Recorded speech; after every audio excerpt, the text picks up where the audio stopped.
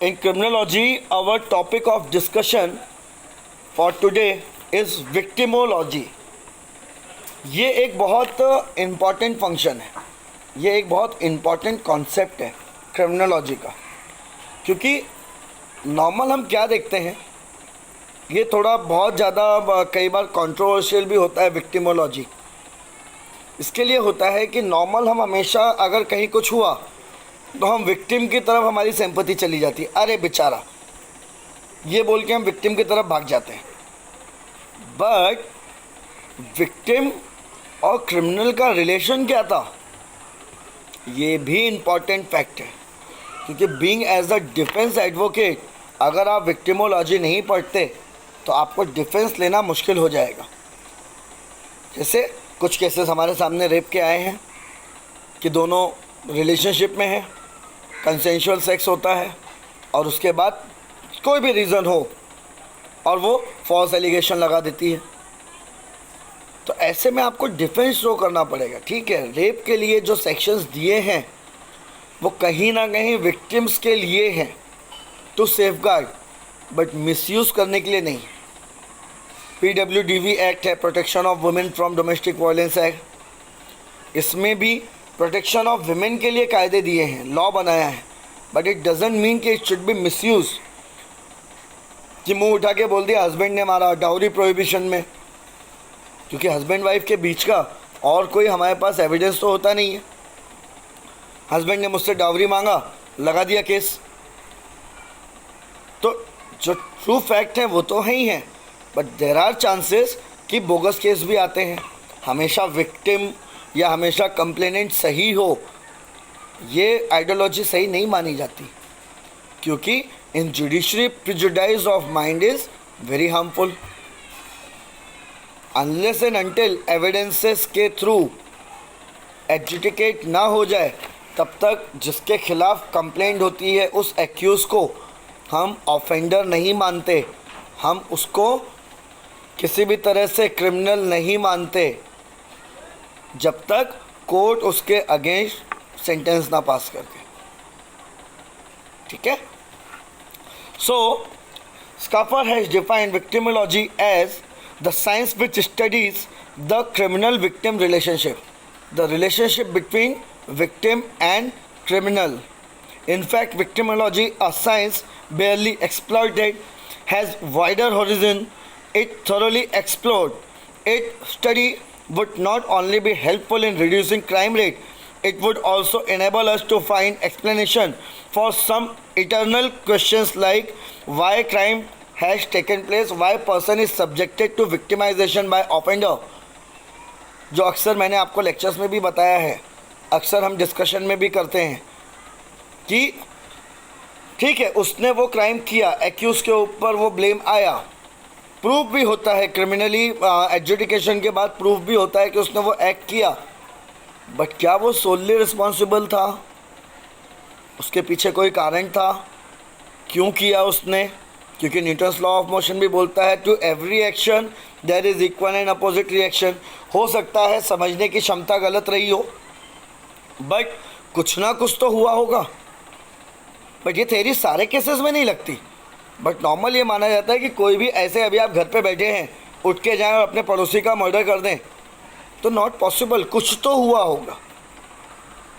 ठीक है, एक्शन के बाद ही हाँ हो सकता है वो रिएक्शन अनलॉफुल, बट बिना वजह कोई भी आज तक बहुत unless and until he is insane और माइनर और लुनेटिक, ऐसा कोई भी बंदा आपको नहीं मिलेगा, ऐसा कोई भी ऑफेंडर, ऐसा कोई भी एक्यूज़ नहीं मिलेगा जो ये कहे कि उसका कोई लेना देना नहीं था, उसने जस्ट मज़े के लिए क्राइम कर लिया। ऐसा अगर कोई करता है तो वो पागल ही है, इनसेन ही होगा, या वो बच्चा होगा जिसके सोचने की उतनी क्षमता नहीं है, या ड्रंकर्ड पर्सन होगा। ऐसे मतलब कुछ ना कुछ तो आपके पास होना चाहिए, उसके बाद ही उसने किया होगा। तो विक्टिमाइजेशन अगर हो रहा है विक्टिम का, तो ये जानना भी ज़रूरी है कि उसका विक्टिमाइजेशन क्यों हुआ। ओके, तो why crimes takes place, why the person subjected to victimization by offender or the crime. The study tries to probe into the traits of both the offender and victim and seeks to bring some sort of mediation between them. पेटी crime अगर होते हैं, आपने IPC में पढ़ा है एक section compoundable offence, जिसमें एक्यूज और कंप्लेनेंट के बीच में समझौता कराया जाता है। डीवी एक्ट में आपको काउंसलिंग दी जाती है, जिसमें अगर कोई डिफरेंसेस हैं आपके बीच में तो आपको आपस में बैठाया जाएगा, एक दूसरे से बातें सुनी जाएंगी, एक थर्ड इंडिपेंडेंट बंदा सुनेगा आपकी बातें और वो सॉल्यूशन देने की कोशिश करेगा। तो हो जाता है कि ऐसे में वो क्राइम रेट आपकी कम हो जाए। आई बात समझ में? तो ये भी ज़रूरी है कि क्रिमिनल और विक्टिम उनके बीच में वो बातें कराई जाएं। क्रिमिनल को भी ये एहसास कराया जाए कि आपने जो क्राइम किया उसके बाद उस विक्टिम पे क्या गुजरी, और अदर्स को भी ये मैसेज दिया जाए कि विक्टिम ने जो किया, विक्टिम के साथ जो विक्टिमाइजेशन हुआ है, कहीं ना कहीं कुछ ना कुछ उसका ही प्रोवोकेशन था, इसकी वजह से ऑफेंडर ने ये किया। तो शायद सोसाइटी में एक मैसेज जाएगा that do not follow this kinds of action, क्योंकि आपको पेनोलॉजी भी इसीलिए कराई जाती है ना। रेट्रिब्यूटिव थ्योरी आपको इसीलिए है कि सोसाइटी में आप मैसेज देते हैं क्रिमिनल को पनिश करके। विक्टिमोलॉजी में विक्टिम की फॉल्ट बताकर आप सोसाइटी को बताते हैं कि जो गलती विक्टिम ने की है वो आप ना करें, अदरवाइज़ आपके खिलाफ भी ऐसा क्राइम होने की संभावना है। जैसे लड़कियों को ईव टीजिंग झेलनी पड़ती है, वो नहीं बताती, शुरू में इग्नोर कर देती हैं। इग्नोर नहीं करना है। अगर आप इग्नोर करते हैं तो सामने वाला उसको आपका एक्सेप्टेंस समझ सकता है, उसकी एक फैंटेसीज चालू हो जाती हैं और बाद में आप बोलते हैं no no as a friend, तो हो सकता है चांसेस कि आप पे वो अटैक हो सके, उसको वो गलत तरीके से यूज़ कर सके। Though the action of offender is not justified. Feminism को लेके शुरू हो जाते हैं लोग, it's my life my rule, but your life your rule, it should not affect the other person in a society. आई बात समझ में? सिक्योरिटी देनी है सरकार को। सरकार की जिम्मेदारी, मैं घर पे बैठ के कुछ भी बोलते बैठूं तो बाहर वाले आके मुझे पीट के जाएंगे ही। मैं ये एक्सप्लेन नहीं कर सकता या ये एक्सपेक्ट नहीं कर सकता government should provide me a security. मेरे एक्शंस को भी मुझे ध्यान में रखना पड़ेगा। You have a freedom but up to a limited curtain. Victimology में यही स्टडी होती है, इसलिए I started with my chapter lecture that it is a more destructive in nature. बहुत ज़्यादा इसमें डिस्टर्बेंस भी होते हैं, क्योंकि विक्टिमोलॉजी समझने के लिए आपको बायस नहीं होना चाहिए। विक्टिमोलॉजी समझने के लिए आप किसी भी ढंग से प्रिजुडाइज ना हो तो ही, क्योंकि अगर विक्टिमोलॉजी आपने पढ़ी है, प्रिजुडाइज आप नहीं हैं, तो though there is the charges of rape against the accused, but there are certain things जो होता है कई बार कि रेप के चार्जेस लगते हैं बट एग्जैक्टली में वो होता भी नहीं है। मर्डर हुआ, किस वजह से हुआ वो भी देखना ज़रूरी है। ठीक है, तो इस पर बहुत सारी मूवीज़ भी बनती हैं, बहुत सारे केस लॉ भी आपको दिखते हैं जो एक एग्जाम्पल शो करते हैं, जिसमें आपको ये सारी चीज़ें समझ में आती हैं कि जो प्राइमा फेसी आपको दिख रहा है या statement of a victim, statement of a complainant हमेशा एज इट इज़ नहीं रहता, या हमेशा वो आसमान से उतरी किताब नहीं होती। सुप्रीम कोर्ट ने भी कई बार कहा है FIR is not conclusive proof of any act और offence done by the accuse, so let the court decide first. उसके बाद, और कोर्ट में ये सारी चीज़ें करने के लिए विक्टिमोलॉजी भी यूज़ होनी चाहिए फॉर अ डिफेंस एडवोकेट। ठीक है, तो victimology as a science have revealed and several eye opening facts. कई बार विक्टिमोलॉजी समझने के बाद आपके आई ओपनिंग फैक्ट आते हैं, क्योंकि बट ऑब्वियस है, आप जब तक दूसरा फेस नहीं देखेंगे, एडजुडिकेट नहीं होगा उस पॉइंट पे, तो सिर्फ आप एक एफआईआर के आधार पर, एक्यूज के खिलाफ स्टेटमेंट ऑफ विक्टिम के आधार पर आप उसको पनिश करने लगे, तो बहुत सारे लोग सोसाइटी में होते हैं जो आपको फंसाना भी चाहते हैं। तो विक्टिमोलॉजी से बहुत सारे फैक्ट निकलते हैं, जहाँ पे एंड में पता चलता है कि कंप्लेनेंट ही मेन कल्प्रेट है। और इस चीज़ को समझने के लिए आपको विक्टिमोलॉजी आना जरूरी है। This study conducted by Salt in 1968 illustrated that a victim cannot always presume to be innocent। वो कंप्लेन करने पहुंचा है या पहुंची है, तो उसको आप हमेशा प्रिज्यूम नहीं कर सकते कि वो बेचारा ही होगा। ये बेचारे वाली नीयत बहुत हार्मफुल होती है, जिसको हम कहते हैं प्रेजुडाइज ऑफ माइंड, जिसमें आप प्रेजुडाइज होते हैं। इन चीज़ों से आपको बचने आना चाहिए। ओके, उसके बाद आता है and similarly not always the offender alone should be considered guilty. Offender जैसे विक्टिम है, उसको आप हमेशा आप इनोसेंट नहीं मान सकते। उसी ढंग से ऑफेंडर है, हमेशा आप उसको गिल्ट नहीं मान सकते। हो सकता है उसने रिएक्शन दिया हो, हाँ हो सकता है रिएक्शन का अमाउंट ज़्यादा हो गया जो विक्टिम के अगेंस्ट चला गया, राइट। तो ये चीज़ें, अभी जैसे आप रास्ते से चले जा रहे हैं, आप एक सिगरेट लीजिए और हाथी को टच करिए या उसके सूंड में छुआ दीजिए। आपने इतना सा किया, हाथी भी इतना ही करेगा, हल्की सी पूंछ मारेगा या आपको सूंड में उठा के पटक देगा। अब आप मर गए, तो हाथी ने तो अपना छोटा सा ही पावर यूज़ किया, तो उसमें पूरी गलती हाथी की नहीं है। आपने भी उसको जलाने की कोशिश की। हमने बचपन में एक कहानी हमेशा पढ़ी थी। एक हाथी आता है दर्जी की दुकान में, रोज़ दर्जी उसको कुछ खाने को देता है। हाथी जो है कमल का फूल ला के देता था। एक दिन हाथी आया, दर्जी ने उसकी सूंड में सुई मार दी। लौटते समय जब हाथी लौटा तो कीचड़ भर के उसकी पूरी दुकान में डाला। ये स्टोरी आपने भी पढ़ी है। इट डिपेंड ऑन विक्टिमोलॉजी कि कंप्लेनेंट हमेशा इनोसेंट नहीं होता और एक्यूज और ऑफेंडर हमेशा क्रूएल नहीं होते। Depends on the circumstances. आप बाहर गए, घर पे लौट के आए, आप देख रहे हैं कि पड़ोस का कोई आदमी मोलेस्टेट कर रहा है आपकी वाइफ को, आपकी बहन को, आपकी बच्ची को या आपकी माँ को। उस समय आप क्या करेंगे? उसको बोलेंगे कंटिन्यू कर, मैं पुलिस को फ़ोन करने जा रहा हूँ। उस समय तो आप उसको मारेंगे ना।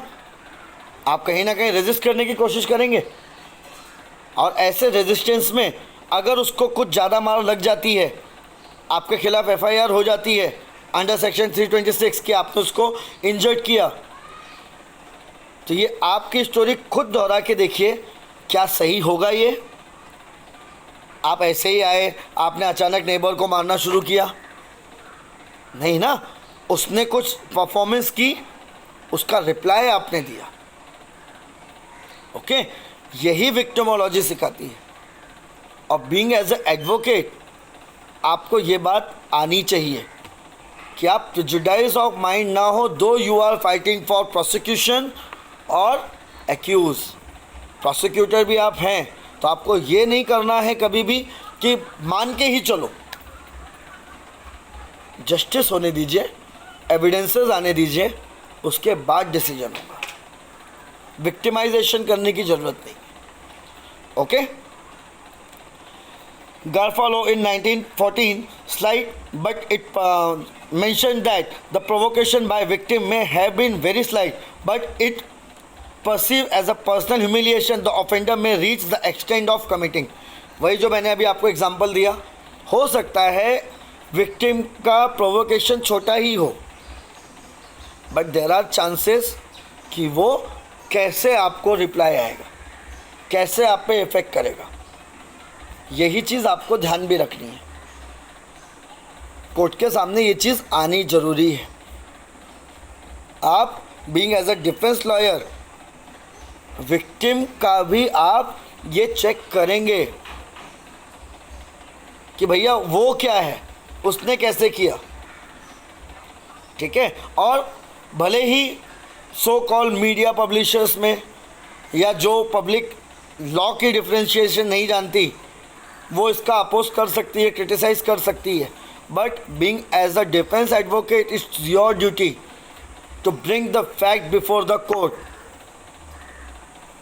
निर्भया केस में एडवोकेट सिंह ने यही यूज़ किया था, विक्टिमोलॉजी। जो उन्होंने क्वेश्चन उठाया था कि at the time of alleged incident victim वहाँ पे क्या कर रही थी, तो दैट इज़ अ विक्टिमोलॉजी। इसका मतलब ये नहीं होता है कि एक्यूज बच जाएंगे, नॉट एट ऑल, बट दोनों फैक्ट पे चर्चा होनी चाहिए, बिकॉज जस्टिस जब होता है तो दोनों को देखकर होता है। ओके, सिंपैथी, पब्लिक प्रेशर, इसके आधार पर जस्टिस कभी नहीं होता। यही चीज़ विक्टिमोलॉजी में आती है। It was during a barbaric time that the punishment was only the method of availing the loss of the victim। पहले के टाइम पे पनिशमेंट दिया जाता था जिससे विक्टिम को लॉस जो हो रहा है वो ठीक कर सके। A strong need of some alternative was felt with the passage of time as the society developed the less malevolent and rather compassionate the attitude towards the offender। This is the evidence from the fact that there are several countries that have been abolished the capital punishment। इसी thinking की वजह से capital punishment को भी abolish किया गया, क्योंकि N number of cases में दिखा कि जहां पर विक्टिम का भी प्रोवोकेशन था, इसकी वजह से एक्यूज और ऑफेंडर को उसका मर्डर करना पड़ गया, या ऑफेंडर विक्टिम का भले ही छोटा सा ही रोल था बट उसका रिप्लाई ऑफेंडर ने ऐसा दिया जिससे विक्टिम की डेथ हो गई। इसीलिए कैपिटल पनिशमेंट को रोका गया कि अकेले ऑफेंडर की गलती नहीं, ठीक है। This is evident from the fact that there are several country, ठीक है। This change in attitudes has been witnessed due to the growing international organisation, human rights commission in all countries, coverage of event by mass media, and more or less as the retaliation against the ill fact or autocratic or dictatorial society। Mass media का भी role था, डिक्टेटरल society को change करने का role था, जिससे information फैली। पहले पता ही नहीं चलता था कि बाजू में क्या हो रहा है।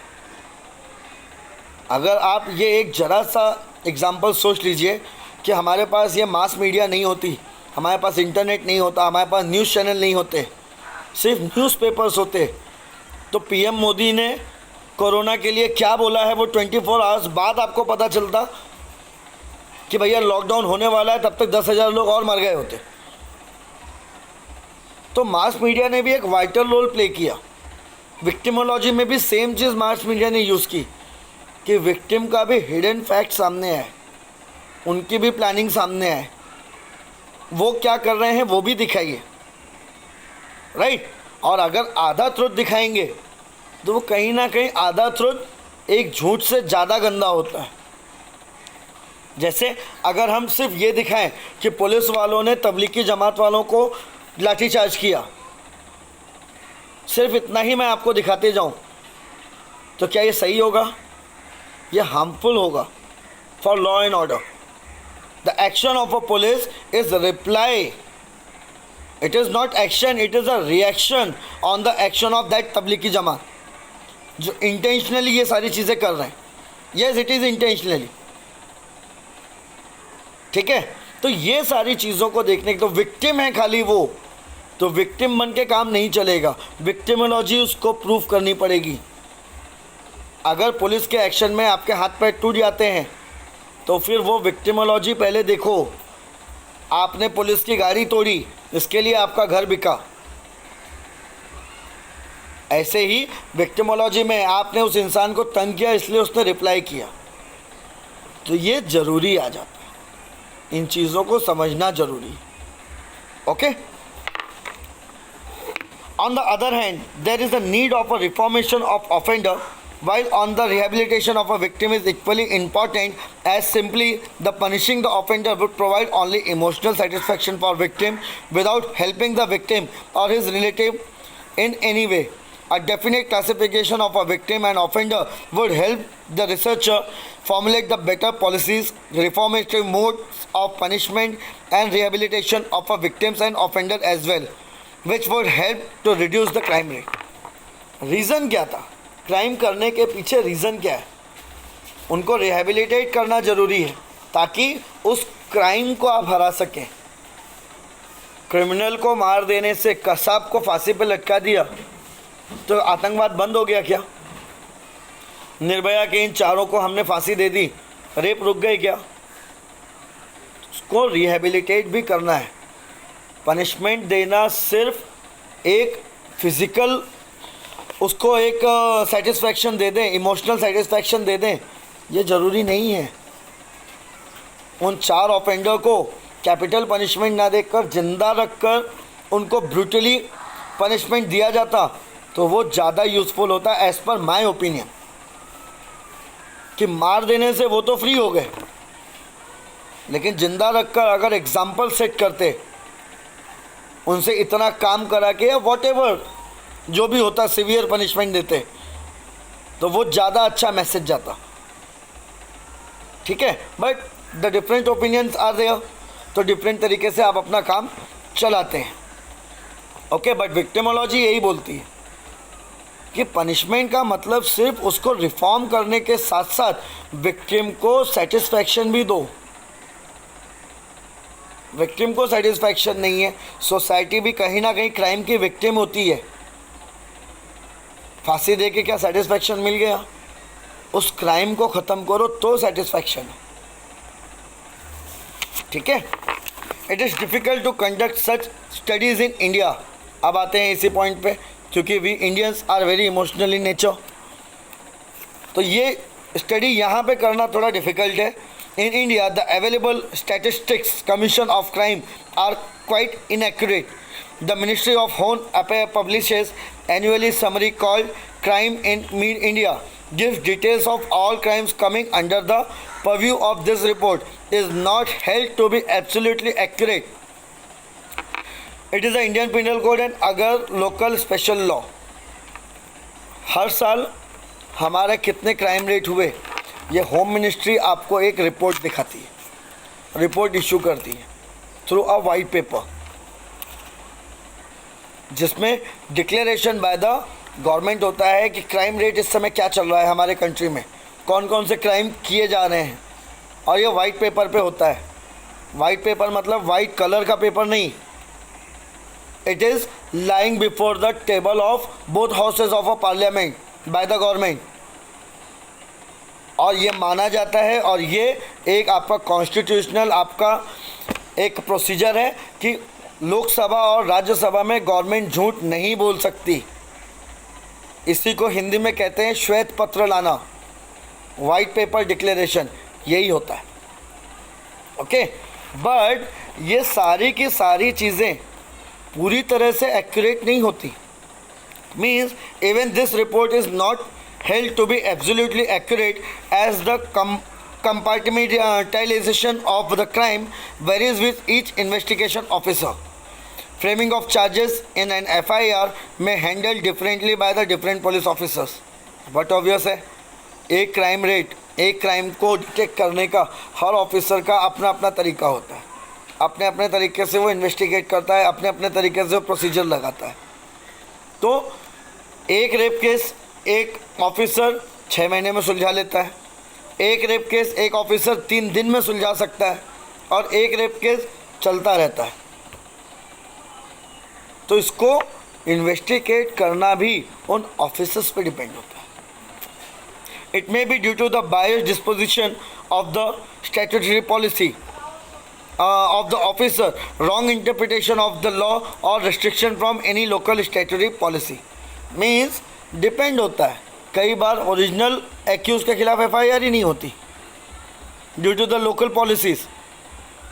कई बार आपने देखा है, it is a bitter truth कि लोग जो एक्चुअल एक्यूज है उसके खिलाफ कोई एक्शन ही नहीं है, उतनी नॉलेज नहीं है प्रोसिक्यूशन को, उस इन्वेस्टिगेशन ऑफिसर को क्या सेक्शन लगने चाहिए, क्या ज़रूरी था।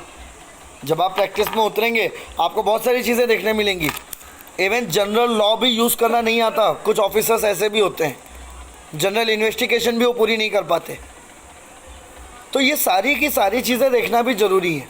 फॉल्स विक्टिमाइजेशन हो जाता है जिसमें एक्यूज को फॉल्सली चार्ज किया जाता है, उसका लेना देना भी नहीं होता क्राइम से। तो ये सारी की सारी चीज़ों को देखना ज़रूरी है और ये सारी की सारी चीज़ आपकी आती है विक्टिमोलॉजी में।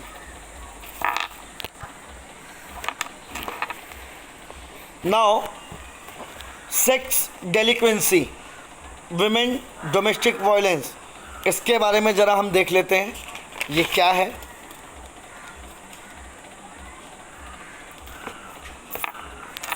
So the offenses against the women. Our society in today's modern time is not ready to give equal status to women, and therefore there is a female foeticide and female infanticide. आज के उसमें भी हम female को अपने बराबर का दर्जा नहीं देते, इतने मॉडर्नाइजेशन होने के बावजूद। आपके घर में सुबह की चाय या तो मम्मी बनाएंगी या आपकी वाइफ बनाएगी या आपकी बहन बनाएगी। किसी भी मेल को सुबह उठ के चाय बनाते देखना बहुत रेयरेस्ट ऑफ रेयर केस में होता है, क्योंकि हम ये मानते हैं कि खाना बनाना, हमारी ज़रूरतें पूरी करना ये विमेन का ही काम है, क्योंकि वही लायबल है। इस थिंकिंग में आज भी most of the Indian society जीती है और इसी वजह से आपके फीमेल फोर्टिसाइड और फीमेल इन्फेस्टिसाइड हुए, failure to give birth to the male child. ये एक बहुत बड़ा साइंटिफिक लैक है हमारे अंदर, जबकि रियलिटी ये है कि मेल और फीमेल ये जेंडर प्रूफ करना या ये जेंडर लाना मेल के हाथ में होता है, फीमेल के नहीं। फीमेल के क्रोमोसोम में होता ही नहीं है, बट लैक ऑफ नॉलेज है, आपको पता ही नहीं है। लड़का नहीं पैदा कर रहे हैं, तलाक दे के दूसरी कर लो। This is a crime, this is a basic crime against the women. Okay, after that protection of women from domestic violence इसीलिए लाया गया कि जब ये वायलेंस बढ़ते चले गए, डोमेस्टिक वायलेंस, क्योंकि नॉर्मल अगर आप इंडियन पिनल कोड की बात करें, अनलेस एंड अनटिल प्रूव ना हो जाए कोर्ट के सामने तब तक पनिशमेंट नहीं मिलेगा। There is the need of evidence, the burden of proof, the onus of burden is always lies on prosecution. But अगर हस्बैंड वाइफ की लड़ाई चल रही है, ऐसे में कहाँ से विटनेस आएगा, कहाँ से एविडेंस मिलेगा? और अगर लैक ऑफ लॉ में, फिर उनके लिए कहीं ना कहीं नुकसान है। इसीलिए protection of women from domestic violence in 2005 was enacted by the parliament, जिसमें वाइफ का स्टेटमेंट सोली लायबल है, but reasonable statement. It should be check by the court and by the opposite party through cross examination in chief and other way. Okay, the section 3 of the act states that any act, omission, commission or conduct of any respondent shall constitute domestic violence. क्या क्या domestic violence कहलाता है? harms, injure, endanger the health,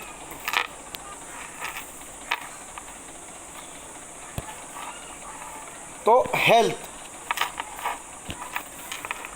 ये सारी चीज़ों को अगर आप इंडेंजर करते हैं जो आपकी वाइफ है, तो ऐसे में you are liable for punishment under domestic violence act. Second, harassment, harms, injury, endanger aggrieved person with a view to coerce her any person related to her to meet any unlawful demand for dowry और other property. आप अगर उससे dowry demand करते हैं और उस dowry demand को पूरी करवाने के लिए आप उसको हैरेस करते हैं, तो ये भी आपका PWDV एक्ट के अंडर आप लायबल फॉर पनिशमेंट होते हैं। उसके बाद आपका आता है has the effect of threatening the aggrieved person और any person related to by conduct of that upper side. ऐसे सारी चीज़ों में आप लायबल फॉर पनिशमेंट होंगे। And this harassment include physical as well as mental harassment. खाली physically injured करना ज़रूरी नहीं है, मेंटल हैरेसमेंट भी किया तो वो भी आपके लिए लायबल फॉर पनिशमेंट होगा।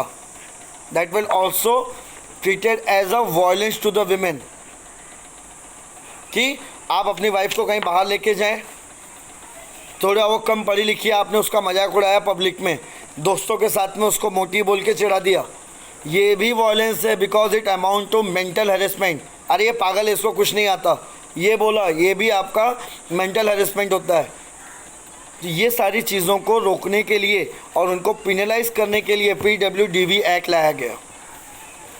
Normally victims find the criminal justice unfair, humiliating and agonising. So ये ओवर द पीरियड आपको ये सारी चीज़ें देखने मिली और इसीलिए इसको रोकने के लिए PWDV एक्ट लाया गया। अब उसके बाद हम आते हैं प्रोस्टिट्यूशन। ये भी एक तरीके का उनके विक्टिम के ऊपर एक तरीके का मेंटल फिजिकल हैरेसमेंट है। Prostitution can be deemed to be a sex in exchange for money. Prostitution can be due to several factors. क्या क्या रीज़न हो सकते हैं प्रोस्टिट्यूशन के? Easy money, people do not wish to put their effort to do hard work to earn livelihood and therefore may resort to the prostitution. These characteristics are generally viewed as a sex delinquency too, where the people enjoy sex pleasure and make livelihood for the same. पैसे कमाने के लिए बहुत सारी लेडीज़ें इसकी तरफ attract हो जाती हैं। हार्ड वर्क नहीं करना है और सेक्स सर्विस देके ईजिली पैसे कमाने हैं, ये एक रीज़न हो सकता है प्रोस्टिट्यूशन के पीछे। विक्टिम ऑफ ह्यूमन ट्रैफिकिंग हो सकता है, एब्डक्टेड किया गया हो, किडनैप किया गया हो और ज़बरदस्ती उसको कहीं और भेज दिया गया हो, उस फीमेल को जहाँ पे वो हेल्पलेस है और under the pressure of that offender वो प्रोस्टिट्यूशन करने पे मजबूर हो जाए, ये भी एक रीज़न हो सकता है।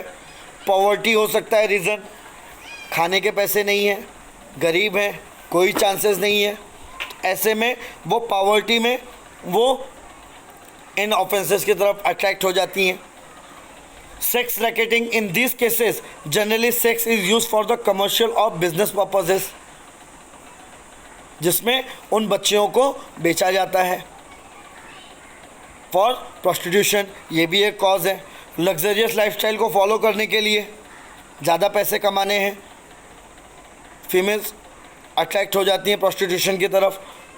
फेलियर फॉर रिहेबिलिटेशन, कहीं ना कहीं सोसाइटी की गलती, अगर एक प्रोस्टिट्यूट सुधरना भी चाहे तो सोसाइटी उसको एक्सेप्ट नहीं करती। लाइक जो महाराष्ट्र में और मुंबई में हुआ था, डांस बार बंद तो कर दिए गए for in the name of morality, but उन बार डांसर्स को सोसाइटी ने अपने यहाँ सोसाइटी में प्लेस नहीं मिला, जिसकी वजह से they are some of them are force to prostitution. तो ये एक कहीं ना कहीं रीज़न होता है प्रोस्टिट्यूशन के लिए, ठीक है। इसकी वजह से ये प्रोस्टिट्यूशन जिसको हमारे इंडिया में बैन किया गया है, इसीलिए इसको हम मानते हैं सेक्स डेलिक्वेंसी, जिसमें फीमेल्स प्रोस्टिट्यूशन का धंधा कर लेती हैं। उसके कई रीज़न हो सकते हैं, by force, bye there consent, by their pleasure for money or sex, whatever the reason, but it is a punishable under Indian Penal Code. Prostitution is grave problem in India. Human trafficking is rampant. These are the several academicians who are of the view that the prostitution should be legalized so that there is a less victimization. Like in country like America, अगर prostitution को आप legal कर देंगे, licence रहेगा, तो आप continue checking भी कर सकते हैं, उनका पब्लिक रिलेशन निकलेगा बाहर, जिससे उनको रिहेबिलिटेट भी किया जा सकता है, बट ये अभी स्टिल इन प्रोसेस है। Generally it is seen that the prostitution is inevitable in every society, it has its own pros and cons. Prostitution being legalized would ensure that in case of a person is not paid or is ill-treated, he or she can file a complaint. अगर उनको आप legalise कर देंगे तो वो अपनी complaints भी बाहर ला सकती हैं। उनके साथ में इल ट्रीटमेंट हो रहा है तो वो बाहर, अभी तो उनके दिमाग में ये है बीइंग एज अ प्रोस्टिट्यूट कि मैं तो खुद ही गलत हूँ, मैं पुलिस में जाऊंगी तो पुलिस पहले मुझे ही अरेस्ट कर लेगी। लेकिन अगर आपने लीगलाइज किया तो हो सकता है उनकी तकलीफ़ें कम आ जाएं और काफ़ी हद तक रुक सकें। So this would reduce the exploitation of under age children too. Childrens के साथ होने वाले सेक्सुअल ऑफेंसेस को भी रोका जा सकता है। ये तो हो गए पॉजिटिव, लेकिन नेगेटिव पॉइंट भी क्या है? On the other hand, legalisation of a prostitution may give ideas to the people who would resort to easier ways of livelihood. अगर प्रोस्टिट्यूशन को आपने लीगलाइज भी कर दिया तो ये हो सकता है कि इसका यूज़ लोग करने लगें और ये भी एक तरीके का विक्टिमाइजेशन शुरू हो जाएगा। So these are the topics of before the government. Whether to legalize or not, it is very debatable in countries like us. So our chapter relating to victimology is over here.